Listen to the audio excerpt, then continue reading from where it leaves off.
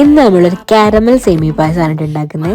അപ്പോൾ ആദ്യം തന്നെ ബട്ടർ എടുത്തിട്ടുണ്ട്. ബട്ടറിൽ സേമിയ ഞാൻ ഒന്ന് റോസ്റ്റ് ചെയ്തെടുക്കാൻ കേട്ടോ. നെയ്യ് ഉണ്ടെങ്കിൽ അതാണ് ബെസ്റ്റ്. എൻ്റെ കയ്യിലില്ലാത്തതുകൊണ്ട് ഇപ്പോൾ ഞാൻ ബട്ടറാണ് യൂസ് ചെയ്യുന്നത് കേട്ടോ. പിന്നെ നമ്മളൊരു പാൻ വെച്ച് അതിൽ ഷുഗർ ഇട്ടിട്ട് കാരമലൈസ് ചെയ്യാണ്. അപ്പോൾ ഞാൻ പെട്ടെന്നാകാൻ വേണ്ടി കുറച്ച് വെള്ളം ഒഴിച്ച് കൊടുത്തിട്ടുണ്ട്.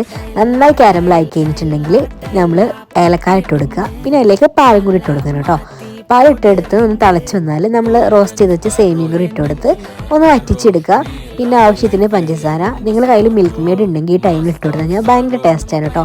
അപ്പോൾ എൻ്റെ കയ്യിൽ ഇല്ലാത്തതുകൊണ്ട് ഞാനതൊന്നും ഒഴിച്ചു കൊടുത്തിട്ടില്ല. പിന്നെ ഒരു ടേബിൾ സ്പൂണ് ഞാൻ വാനില എസൻസും കൂടി ഒഴിച്ചു കൊടുത്തിട്ടുണ്ട് കേട്ടോ. ഭയങ്കര ടേസ്റ്റാണ് സേമിയ പായസത്തിൽ വാനില എസൻസ് ഇട്ട് കൊടുത്തു കഴിഞ്ഞാൽ. പിന്നെ അണ്ടിപ്പരിപ്പ് മുന്തിരിയൊക്കെ ഇട്ട് കൊടുക്കുക. ഞാൻ മുന്തിരി മാത്രമല്ലോണ്ട് അത് മാത്രമേ ഇട്ട് കൊടുത്തിട്ടുള്ളൂ. ഇങ്ങനെ ഉണ്ടാക്കിയിട്ടില്ലെങ്കിൽ ഇങ്ങനെ ഉണ്ടാക്കി കഴിച്ചു നോക്കട്ടെ. ഒരു വേറെ ടേസ്റ്റാണ് പായസം കഴിക്കാൻ വേണ്ടിയിട്ട്. എനിക്ക് ഭയങ്കര ഇഷ്ടമുള്ള ഒരു റെസിപ്പിയും കൂടിയാണ്.